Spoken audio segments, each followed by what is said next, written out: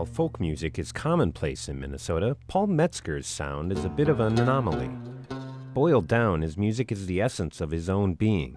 A bare minimum of sound speaks volumes in Paul's technique on several recordings, in live performance, and with his often homemade instruments as he embodies a unique folk ethic very few dare try. All right, so my name is Paul Metzger, born and raised in St. Paul, Minnesota since 1958. First picking up the ukulele as a teenager, Paul was inspired upon discovering jazz guitar from records by Duck Baker and Django Reinhardt. You know, bank of strings going over frets. So that whole thing really appealed to me. And that just kind of started me on it, you know. And it's one of those things you just get lit up by it. You hear it, and that's kind of it. And then banjo as an instrument. I remember the first time holding a banjo and it just has so much going on. It's so loud.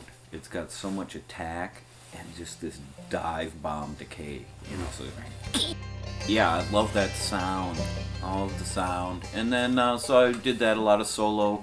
I worked on the instrument, on playing and making arrangements of, let's say, old tunes, you know, swing tunes, George Gershwin tunes and stuff, and doing sort of fingerstyle arrangements of things like Cherokee and stuff. So I liked a lot of different chord changes. That's like 19. It was when I really started to kind of settle in on what I wanted to do at that time. And man, nobody's trying to hear that. It was a complete recluse loner. Teaching himself with records and at the library, Paul found himself feeling a bit out of place during his college years. It's in the 70s, so there's no like computer and stuff, so it's all you're just on your own.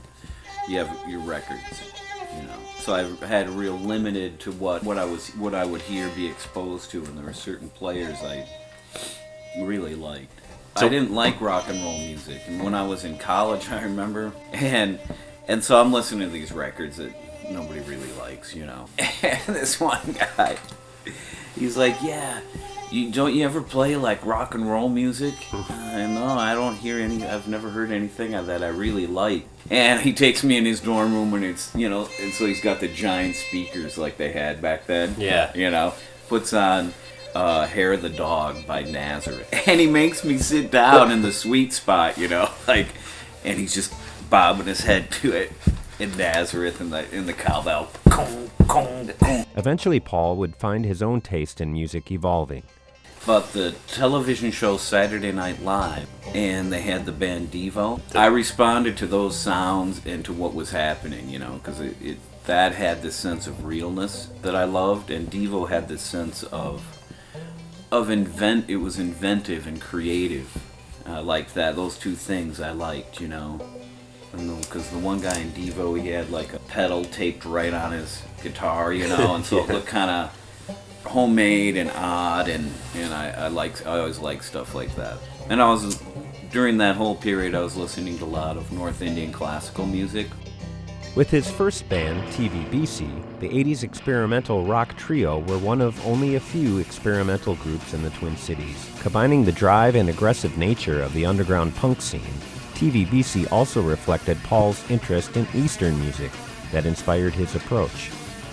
Other aspects of what I love about music into a rock trio, so it would be longer form, improvisational stuff that would lean toward Indian music or into longer form jazz music. I like how that felt, you know, in a rock and roll setting. I really respond to fire, you know. So like you take Django Reinhardt, that guy's got verve like nobody.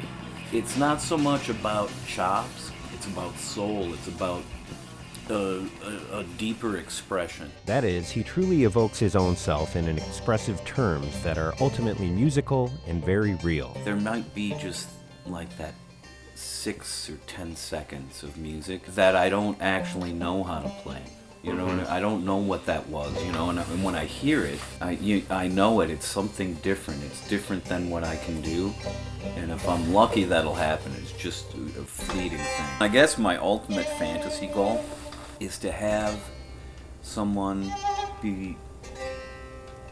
hear what I do, and through some miracle, it becomes important to them and some kind of inspiration that they might start playing an instrument, or maybe going in a different area with an instrument they play to spark something. Yeah. The way I was when I heard music when I was first playing. So that, I guess, that's the dreamiest thing. That would be a nice thing to have.